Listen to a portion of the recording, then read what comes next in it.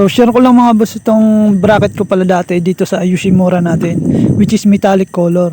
Ayun nga, kumupas na siya, pangit na siyang tingnan. Kaya ang ginawa ko, niliha ko na lang. Tapos meron akong natitirang mga pintura, is pininturahan ko na. Inuna ko yung syempre yung primer para makapit sa pipinturahan natin.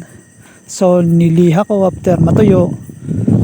Tapos saka ko na linagyan ng kulay puti na pintura para mas matingkad yung red na ilalagay natin, which is ito, nilagyan ko na ng red. Kakulay ito ng ating mugs, which is signal red.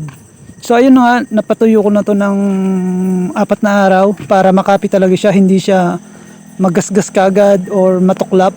So ito yung position niya kung tutuusin, kaso hindi siya magsasakto sa end to end butas ng bracket kasi nga nakapix na yung bracket ng Yoshimura, hindi siya na-adjust kumpara sa ESE project. So dito ko na lang syempre ilalagay dito yung bolts na nakakabit, na ikakabit natin dun sa lagayan ng tambucho sa makina ng motor natin.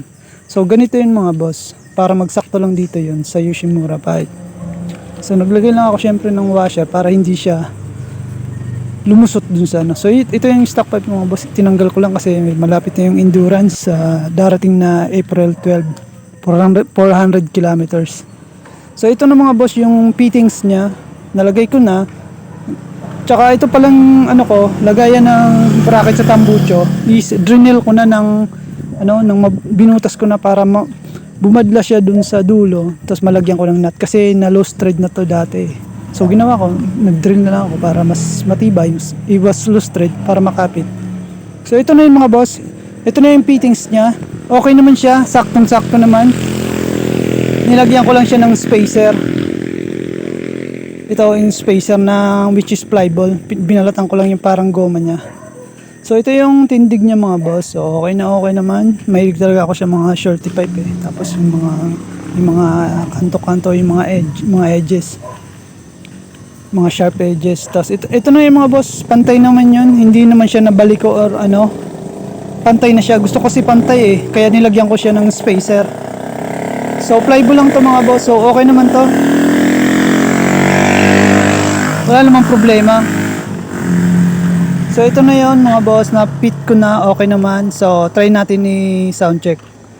So sa pag sound check dito mga boss, medyo maingay pa siya kahit may DB killer kasi nasa loob tayo dito sa balaknahin ng bahay.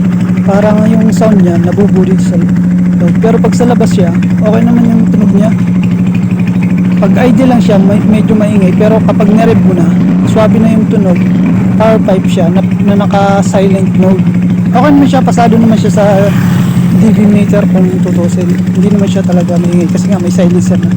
Nga lang wala na siyang arangkada kasi nga syempre may DB killer na humaharang. So ito na yun mga boss, napit ko na sa motor natin, okay na-install ko na, good to go na to mga boss. So maraming salamat sa panonood mga boss, simpleng tutorial lang to, salamat.